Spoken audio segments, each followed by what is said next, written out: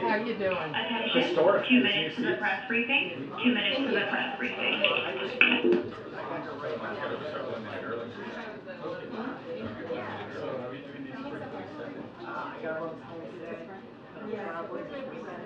They just told me 2 minutes.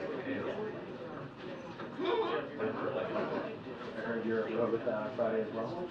Are you headed to the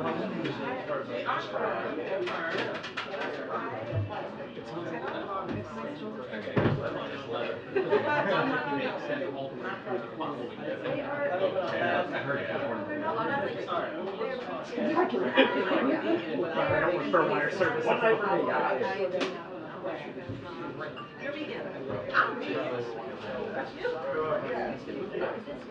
That's nice to share. No, I can't. Y'all just have to move it all the way to the neighborhood. Look, What's that? been roaming around the neighborhood. I was out this weekend, so no sign of me on the, maybe later on the other night. I went to the new, Oh, is that what the pop-up? I'll try hard. Yeah.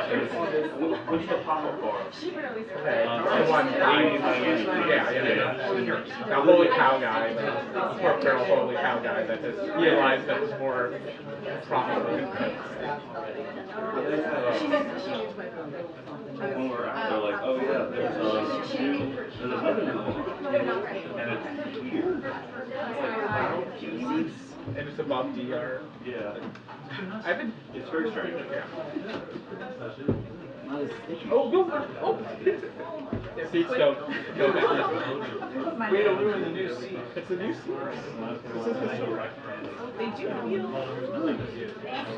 Are we loving this?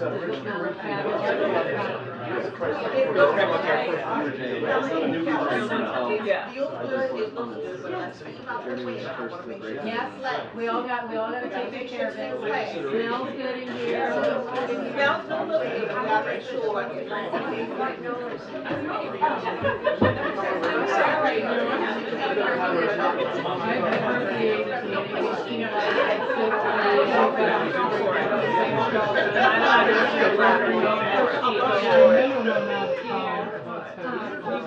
Turn to you on last minute.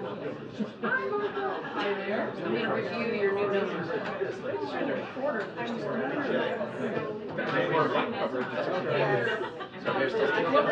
What's left of my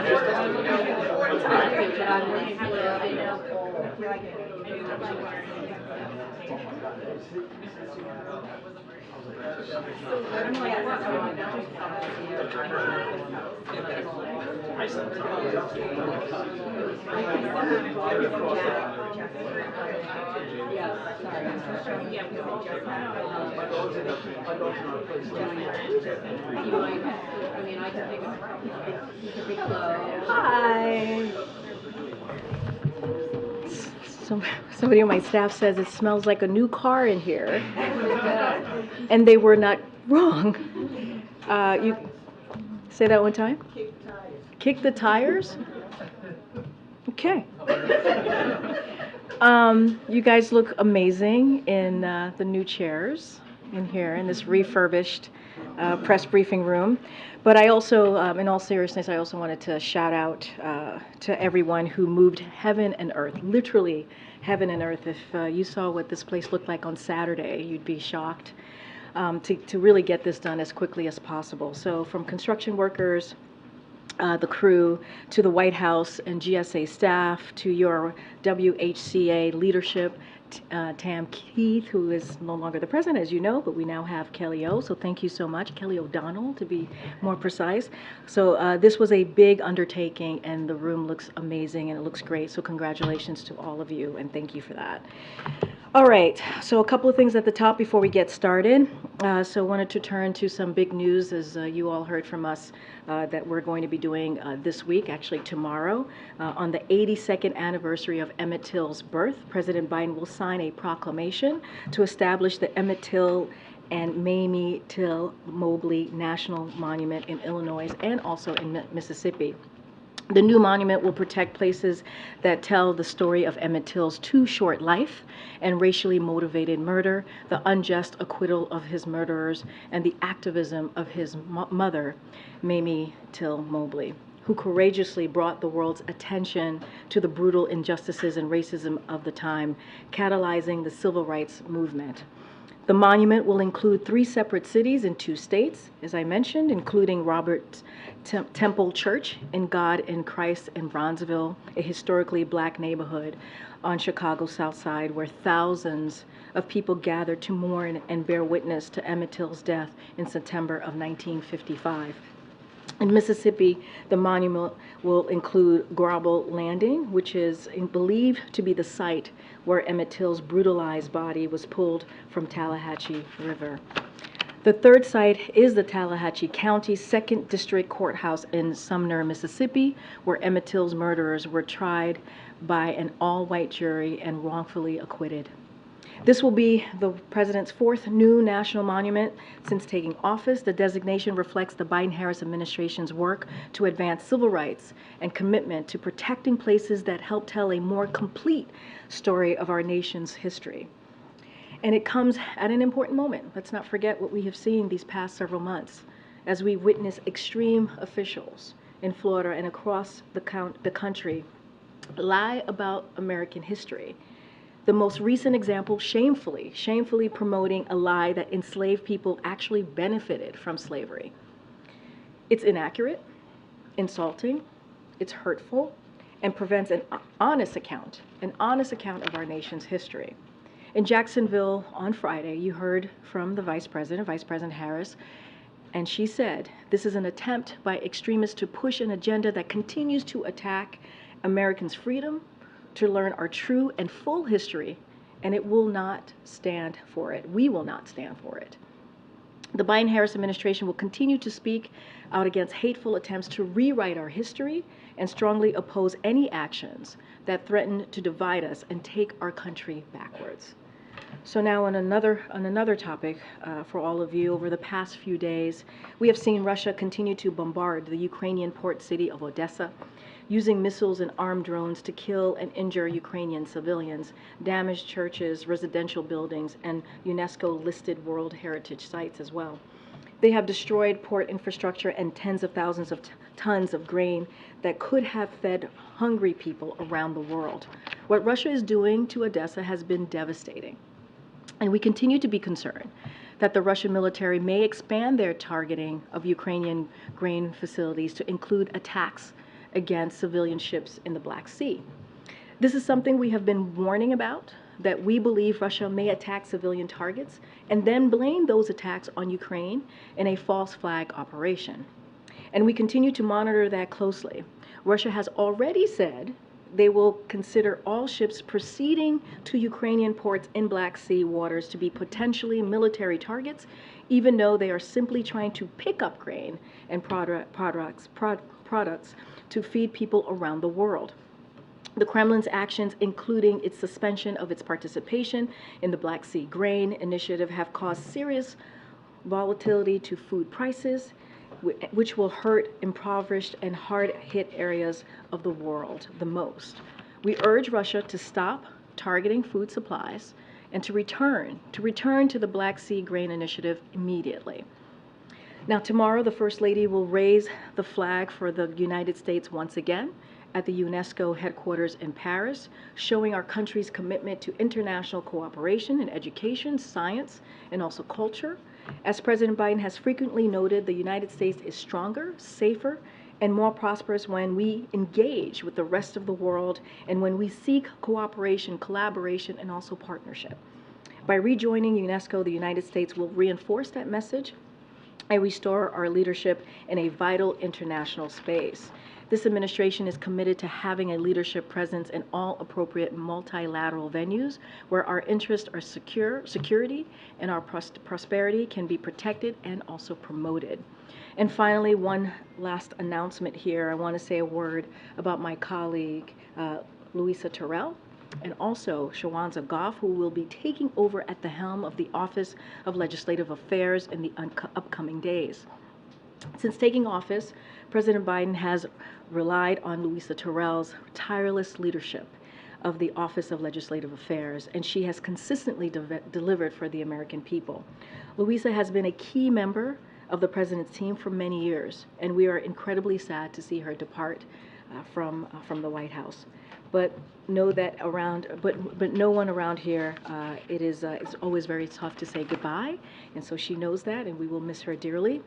Today, as you all know, the President is proud to announce that Shawanza Goff, a day one member of our team, will serve as Assistant to the President and Director of Legislative Affairs. Shawanza has strong relationships across both chambers and both sides of the aisle, forged over more than a decade on Capitol Hill. She will be the first African American woman to serve as White House Director of Legislative Affairs, and we know that her experience, instincts, and deep respect for Congress will continue to serve our administration and also the American people as well. With that, Amr, did I put you to sleep? What's going on? You're talking. I'm trying to keep up with all your stuff. I'm just teasing. I'm totally teasing you. So these seats are quite comfortable. Oh, see, that's what it is. It's not me. It's the seat. I got you. Okay. Go ahead.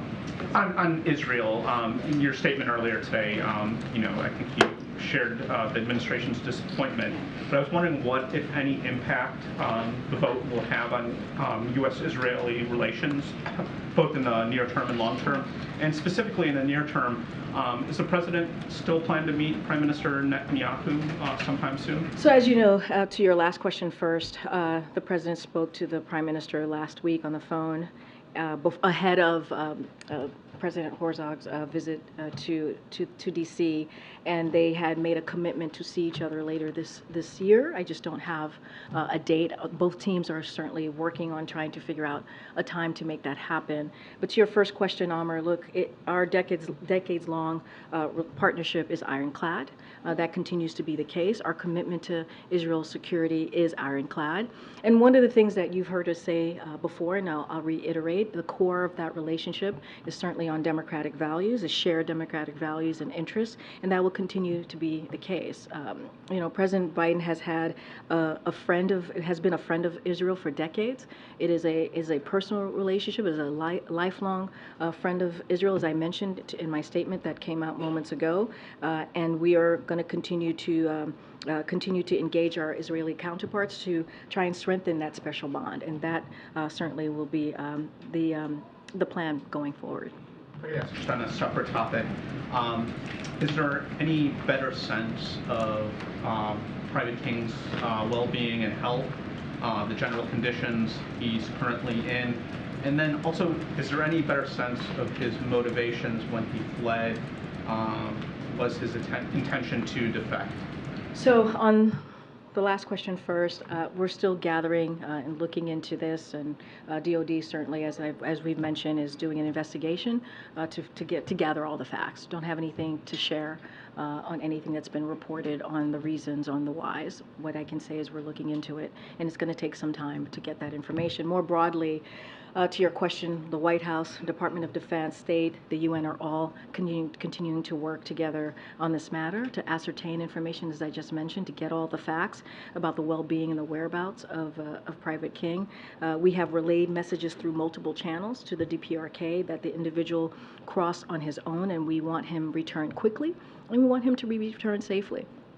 So we also asked information on his welfare. Just don't have anything else to share on this.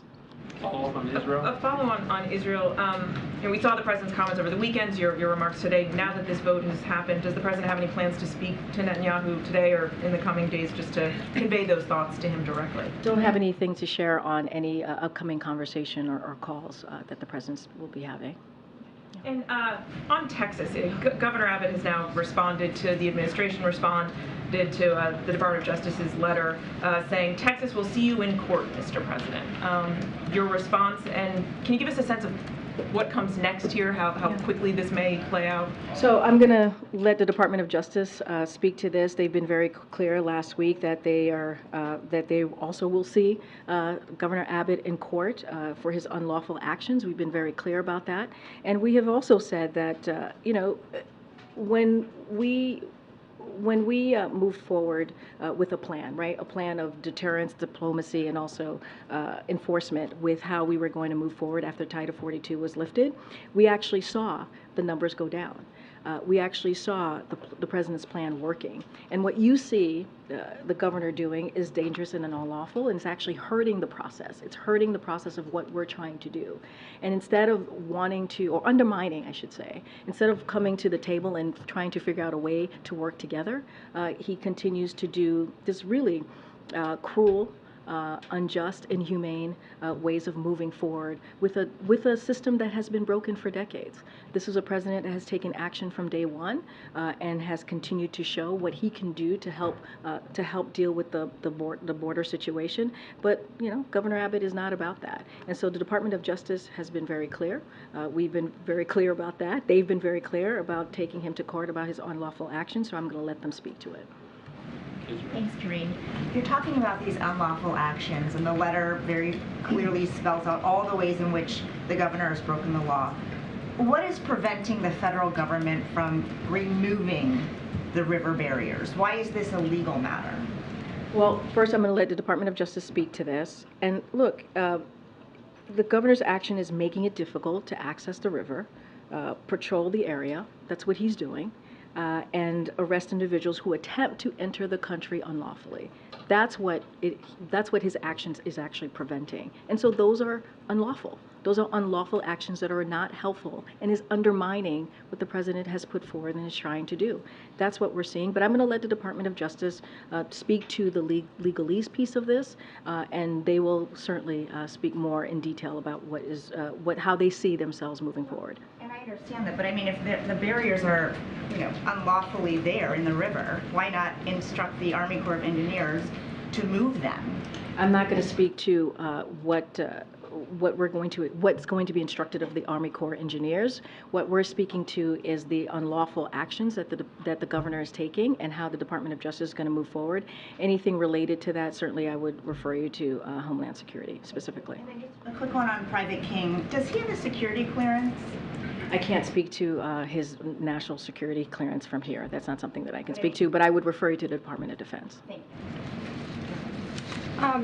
Chairman James Comer today says that the Oversight Committee, has evidence that the president in the past communicated directly with foreign business associates of his son Hunter Biden many times. Curious if the White House and the president still stand behind his comment that he's never been involved and has never even spoken to his son about his business. So I've been asked this question a million times. The answer is not going to change. The answer remains the same. The president was never in business with his son. I just don't have anything else to add. Okay. Has the president been given options for how to physically remove the barriers? Is that part of the briefing for him? And on a separate matter, the Ohio Police Department that deployed a dog July 4th when a motorist was stopped. Has the president been briefed on that particular situation, and do you have any comment on that? So I don't have any updates on or anything to share about the president being updated on the Ohio situation. I saw the stories. I'm going to let certainly, I believe there's an investigation. They're looking into it. It sounds horrific, but I don't want to go beyond that, but it does sound horrific as to what happened. And as it relates to what the president's been updated on options to remove the barriers, I just don't have anything specific for you on that. Is the president concerned about the direction of democracy in Israel after the passage of this judicial reform bill today? So look, as I said at the top, and I said in my statement, the relationship right, with Israel is a lifelong friendship, right, a relationship that the president specifically has had since he entered politics, since he entered the government, and that's going to continue. Certainly, we believe that relationship, the core of that relationship, certainly stems out of democratic interests and democratic values. That still remains the same. And so we're going to continue to have conversations, and that's what we believe it's going to continue in that core of how that relationship started. Speak to what went into the president's decision to finally designate this national monument for Emmett Till and his mother, but groups have been advocating for it since the Obama era, so why now? So I don't have a timeline as to why now, but look, we're about to actually acknowledge the 82nd birthday of Emmett Till tomorrow. And why not? Why not tomorrow? Why not on a day that matters in recognizing him? And look, I think I had said this is like the 4th national monument. Certainly the president has taken this very seriously when it comes to national monuments, when it comes to lifting up really important, in this case, historical importance of Emmett Till. Let's not forget, sadly, Emmett Till's murder really was a catalyst for the civil rights movement. How else there are many ways we can lift up his memory, but this is an important way to do that. This is something that the president can do, and the president's going to do tomorrow. And last question, did you see Barbie or Oppenheimer this weekend? I knew I was going to get that question. I did not, but it heard that it did very well. I knew I was going to get that question. Okay. Did you see Barbie? I did. You did? Did you see both movies back to back? I'm more of a Barbie person, so just Barbie. Okay. All right. Karine, I wanted to ask about the meeting with Netanyahu. I know you had said there's still conversations on organizing that, but will the vote here impact whether or not he will be invited to the White House specifically? So look, those conversations are continuing. The president was clear last week and said that they both wanted to see each other by the end, later this year, and so that conversation between the two teams are going to continue. Look, I'll say this, President Biden and Prime Minister have a decades-long relationship, as I've been saying, and they've always been very candid with each other and discussed shared interests, and also have shared their concerns as well. Just like they did last week. There is nothing new in that relationship. Both have been very honest with each other. And so I think that will certainly continue. And so I would assure you that they will continue to have those honest conversations, that they will continue to, talk to, both sides will continue to talk to about the situation that's currently happening in Israel, and that's not going to change, and continue to have that political dialogue. On a different topic, given the extreme heat that's been going on in states like Arizona, Texas, has there been any consideration from the White House to put out an emergency declaration? I don't have anything on emergency declaration or anything new about that. As you all know, the president on Thursday is going to receive an update on the extreme heat and what's been happening, extreme weather, what's been happening across the country. And so you all will have an opportunity to hear the update that he's been receiving. I just don't have anything on a proclamation. Called any officials in Arizona to discuss? Don't have any calls to read out, but obviously we have an intergovernmental affairs office here that stays in close touch with officials, state officials, statewide officials, local officials in those states, and offer up any assistance that we can. I've talked about many times about what we're doing to assist, whether it's cooling stations and what FEMA is able to do to assist certain areas in the country that is dealing with extreme weather, and we'll continue to do that. Okay. Thanks, Karine. The president urged Israeli leaders to compromise. He urged them to find consensus on judicial reform. They did neither of those. So has the president reached the limits of his influence on the Israeli political process? So look, I think a couple things that I want to say here, and this is part of the statement that I put out. And again, lifelong friendship. It is unfortunate that the vote today took place with the slimmest possible majority.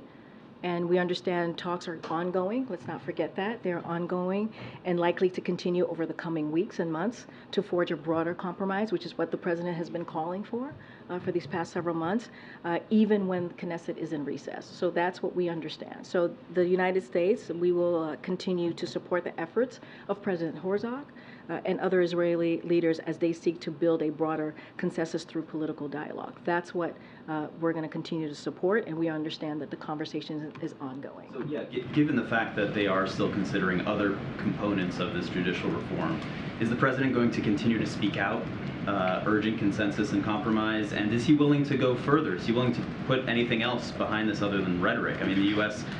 gives Israel billions of dollars in aid a year. Is he willing to put that on the line to try and get the outcome that he'd like to see in Israel? I wouldn't say it's just rhetoric. When the president speaks, it sends a message. And not only that, it's not just rhetoric. He's had private conversations with the prime minister. He's had conversations, a bilateral meeting with the president of Israel, President Herzog, just last week. So the president has been very clear. He believes there needs to be a broader consensus. There continues to be dialogue. That's what we're calling for. I think that's really important over the next couple of weeks and months. And so that's what we believe, we understand is going to happen or is happening, and we're going to continue to support those efforts. And does the president intend to nominate a new ambassador to Israel? I believe the most recent ambassador, Tom Knights, just ended his tenure. There's a chargé currently in charge. Does he have any plans to nominate someone, given everything that's unfolding? Yeah, I understand the question, just don't have anything new to share at this time. And lastly, on another quick topic, does the president still believe that that UPS and the Teamsters will reach an agreement to avert a strike? So look, they have had some progress in their negotiations and their conversations, which is really important. They're going back to the table. They're going back to negotiating tomorrow, which also is very important. So we are hopeful. We are optimistic on this issue. Okay. A couple questions following up on Texas. Is there anything that the White House thinks that it can do about the razor wire and the barriers aside from this threatened legal action that the Department of Justice has sent to the state of Texas? So look, we've been very clear. What Governor Abbott is doing is undermining what we're trying to do. A plan that the president has put forth after Title 42 lifted that has been pretty effective. Right, we've seen the numbers of unlawful entry go down. That's what the data shows, and he continues to undermine that. And so, Department of Justice is the place to go. Right, this is a legal issue, and they're going to deal with this, and we'll let them speak to this more directly. Two other quick things on this. So the letter, one of the things that Governor Abbott said was that the president's open border policies are encouraging migrants to risk their lives by crossing illegally through the water instead of safely and legally at a port of entry. He said that it's been under your watch that migrants have suffered an unprecedented crisis of inhumanity. What is the White House's response to that part of the letter? But Governor Abbott he's not moving forward in good faith. He's just not. There's no good faith effort here in what Governor Abbott is doing. And the only person, the one person that is sowing chaos is Governor Abbott. That's what he continues to do, political stunts in an inhumane way. He's actively undermining our border enforcement plan, which again has the lowest level of unlawful border crossings in over 2 years. He's making this more difficult. And so he's not operating in good faith here. That's my answer. And lastly, you had said that they could just come to the table potentially and talk about this. When was the last time that President Biden tried calling Governor Abbott? Let's be very clear. Governor Abbott is making it harder for the men and women of the Border Patrol by what he's doing. He's making it harder for the people who are supposed to work to protect our border. That's what he's doing. And so you've seen them meet many times when the president has visited Texas. And so I get the question, but he's literally operating in bad faith. That's what this governor is doing. While we're trying to fix and deal with an issue, a broken system, an immigration system that has broken for decades, and he's undermining it. Go ahead, Karen. Does the administration have any response to North Korea launching 2 ballistic missiles today? So a couple things on that, on the launch. from us. We certainly condemn the DPRK's ballistic missile launches. These launches are in violation of multiple United Nations Security Council resolutions and pose a threat to the DPRK's neighbors and the international community. We remain committed to a diplomatic approach to the DPRK and call on the DPRK to engage in dialogue. Our commitment to the defense of the Republic of Korea and Japan remains ironclad. If I could just go back to the heat briefing, since it's on his public schedule already for this week, can you give us any more guidance on who will be giving him that briefing? I don't have any more details. Certainly, as we get closer to Thursday, we'll provide more information. Okay, Jeff. Jeff, I haven't seen you in a while. Here I am. Oh, welcome. Welcome back. Question about Russia, which you mentioned earlier. Russia has said today that it is considering retaliatory measures against Ukraine for 2 drone strikes that hit buildings in the Moscow area, or in Moscow, I should say. What's your reaction both to Ukraine's drone strikes and also the threat of retaliation? So a couple of things. This is a war that Russia started. This is their war. They started this war. And they could end it, you hear us say this all the time, they can end it at any time. Anytime. By withdrawing forces from Ukraine instead of launching brutal attacks on civilians, on Ukraine cities. And that's what they do, doing every day on this brutal attack for more than 15 months. Russia has been bombarding the Ukrainian port of Odessa, killing and injuring Ukrainian civilians, devastating UNESCO-listed World Heritage sites, as I mentioned at the top, and destroying tens of thousands of tons of grain that were going to be shipped to countries around the world. And we have been clear, as you asked me about the Ukrainian drone strikes and what we make of this. And so, look, on the drone strikes in Moscow, we've been clear that as a general matter, we do not support attacks inside of Russia. But we also have been very clear that Crimea is indeed Ukraine. And so, again, this is something that when it comes to this war, this is, as we all know, Russia started this war and they can end this today. But what we will continue to do, we'll continue to provide security assistance to Ukraine, as we have been for more than 15 months, as they are fighting for their freedom, fighting for their sovereignty. And so that is our commitment to Ukraine. You saw that at the NATO summit for all 31 leaders just recently, 10 days ago, the last time when we recently traveled. And you'll continue to see that from this president. And not just this president, but our NATO allies as well, and partners across the country. Pivoting back to Israel, I've read and heard your statements about the vote. Are you reluctant to call the judicial reform undemocratic? I mean, we've been very clear. We've been very clear. Any changes like these that were to happen to policy changes needed a broad consensus. The president has been very, very clear. Is it really just about the consensus, or is it about what the policy is? It's about what majority of the people in Israel want, right? It needs that's what a broad consensus is, right? It needs the support of the broader community, if you will, in Israel. That is what we have been very clear about. And you saw from the president's statement that instead of being less divisive, this is the president's statement yesterday, it became more divisive. And so we are, it is unfortunate that the vote happened today. It took place with the slimmest possible majority, And so, look, as we understand it, it's going to be ongoing. There's going to be continued talks over the next couple of weeks, over the next couple of months, and that's what we want to see. On the call with Biden and Netanyahu last week, Axios reported that Biden told Netanyahu he isn't the only one who's concerned about where the Prime Minister is taking Israel. Many Americans are too. Can you share more about the candor that the President expressed on Americans' public opinion? So I'm not going to get into a private conversations. There was a readout, so I'll point you to the readout that we put out of the call that the President had with the Prime Minister. Look, I also said moments ago they've always had candid conversations, the two of them. They've known each other for a very long time. And they've discussed shared interests as well as concerns that they both have had. And so I think I'll just leave it there for now. Okay. Thank you. I have a question about Guatemala, but first on Spain. There were general elections yesterday, and the two major parties did not win enough seats in the parliament to form a government. So I was wondering if you had a comment on the results, and specifically if the United States is concerned about political instability. So we congratulate the people of Spain on their elections yesterday. The United States will continue to work closely with any government that emerges from the electoral process, as we have worked with Spanish governments in the past to advance our shared goals and mutual interests.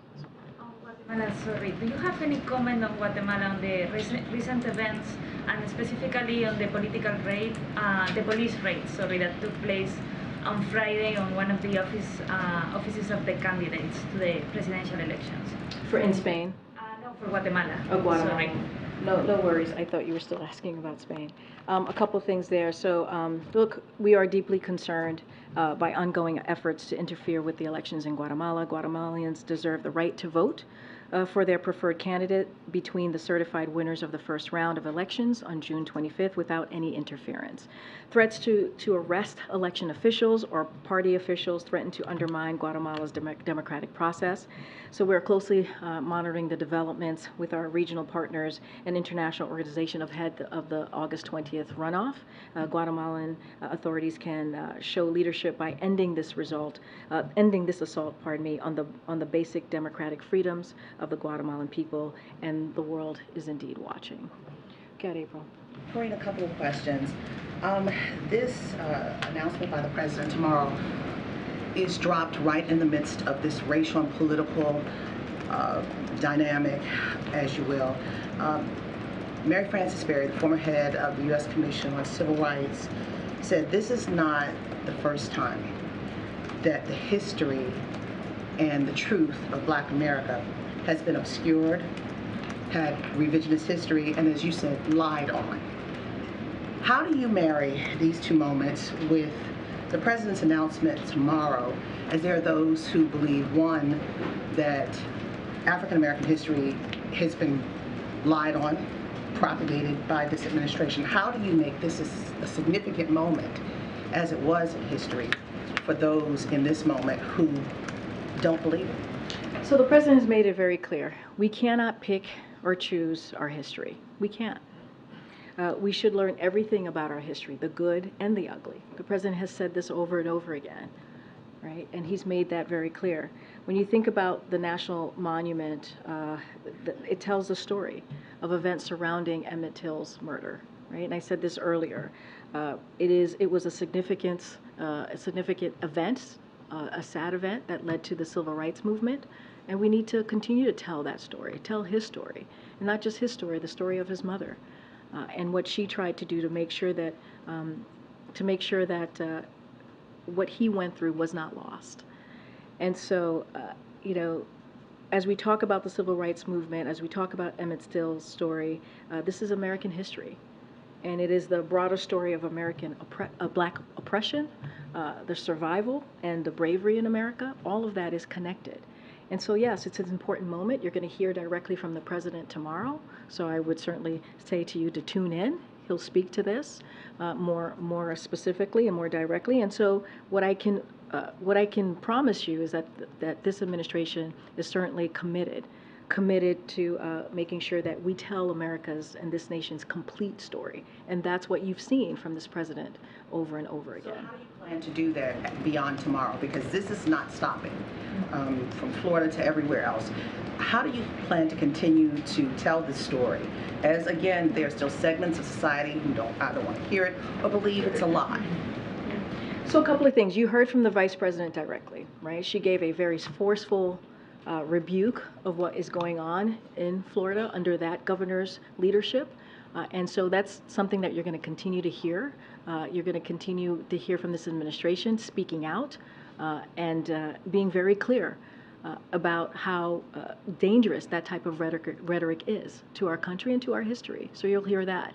I think tomorrow is an important moment coming from this administration, showing and lifting up a story of Emmett Till by acknowledging, making sure we continue to acknowledge what he went through. The event that happened, again, led to the civil rights movement. And so that monument is important. I think it's important for the president to be able to do this, the fourth one in his administration. So you'll hear directly from the president, and he'll continue to speak to this. One of the 4 crises that he talked about when he walked into this administration was racial injustices, what we were seeing in this country, and how we needed to continue to fight, and we needed to continue to uplift what we're seeing across the country over the past couple of years. Not just a couple of years, but over what we have seen over the past decades. And so this is a president that doesn't shy away from that and is going to continue to speak up. My last question on HBCUs. The HBCU White House Council is expected to meet and issue a letter for the president this week. And the way I understand it, they were pulling it together before the Supreme Court decision on affirmative action admissions. And also understanding a large component of it is about capacity. Is the president concerned about capacity for historically black colleges and universities that is already struggling with this influx of students, and now more so because of the decision by the U.S. Supreme Court on affirmative action admissions? So a lot there. Look, we're going to continue to monitor, to your point about capacity. Certainly we're going to monitor that closely. As you stated in your question there to me, April, this is we had already seen record applicant increases before the Supreme Court decision on affirmative action. So that's something that we had seen, as you mentioned. And what I can say is that the vice president, the president certainly, of course, is committed to doing everything that we can to assist HBCUs. As you know, we've awarded a historic amount of funding to HBCUs, about $7 billion. I think that shows our commitment to making sure that HBCUs continue to thrive and they have the resources that they need. But as it relates to increase of applicants, we're certainly going to continue to take a look at that closely. And I'll just add,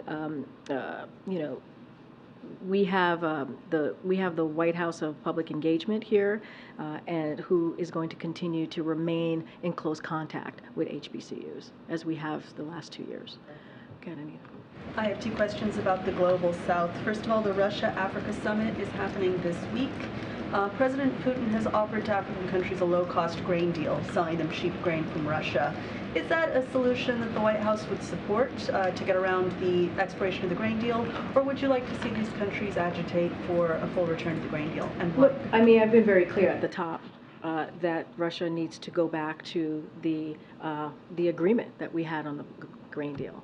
I mean, that's what I said at the top. That's what we want to see. That's the solution. That's the answer. That's what we are going to continue to call for. Cool. All right. So Algeria and Egypt, which are 2 partners of the U.S., the First Lady visited both recently, have applied to join BRICS, which, as you know, is Brazil, Russia, India, China, South Africa, and represents kind of a non-alignment force that stands against kind of Western hegemony.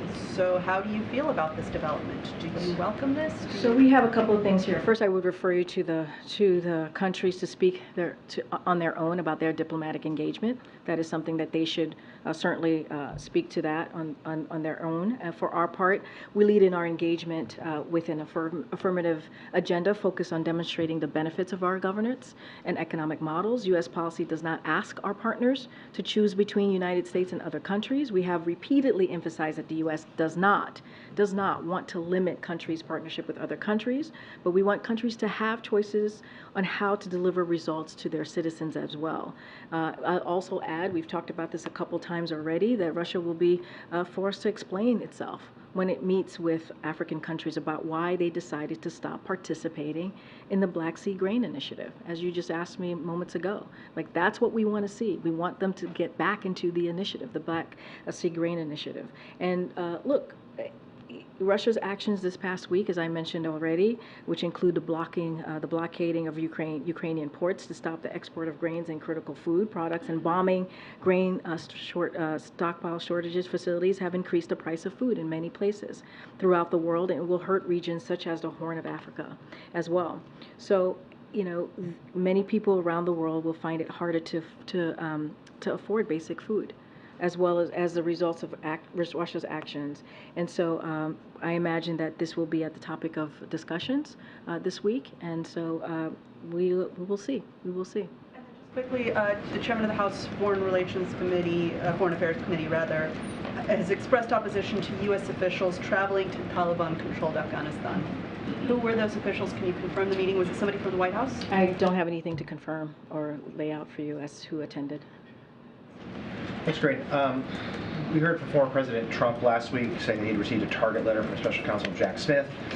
There's a speculation with the grand jury meeting this week an indictment could come at any time. Over the weekend, the former president posted a series of ominous social media to a social media account suggesting that it's a very dangerous thing to even think about charging him with a crime, saying another one, if you do something bad to us, we're going to do things to you that have never done before. So what is the level of concern at the White House that the former president is trying to incite violence? And secondly, what steps have there been for the White House, federal government to speak to local and other law enforcement officers to prepare?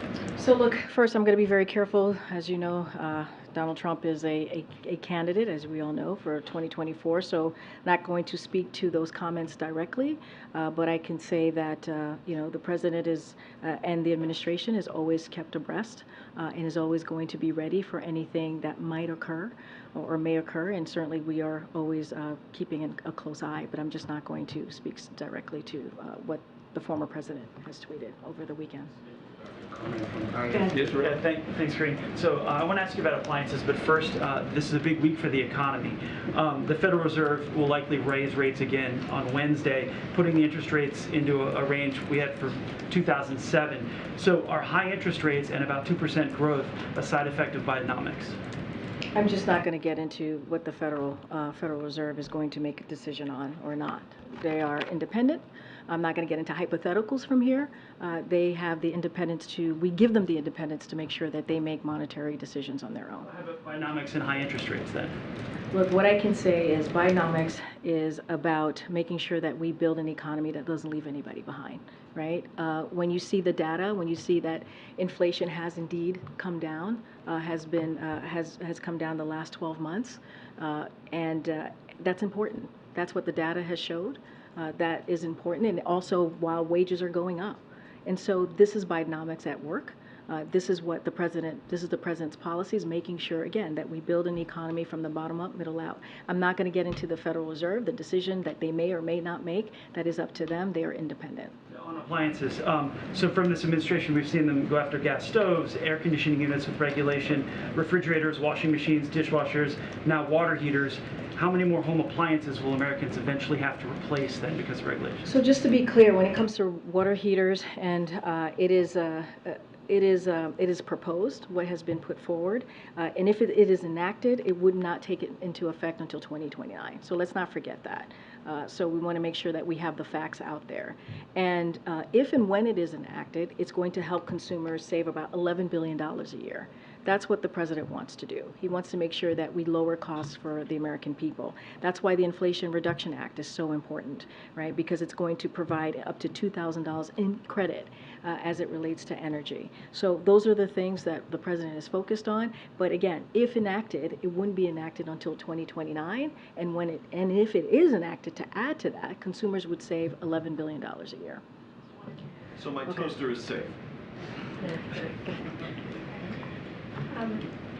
The administration has been very forceful in denouncing the efforts to restrict and revise history in some cases, but has it explored going further?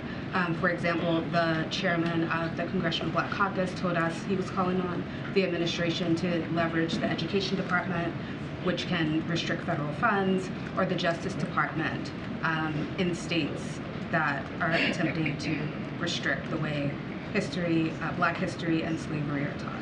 So I don't have anything new to share about policy changes that we would be making as it relates to your question.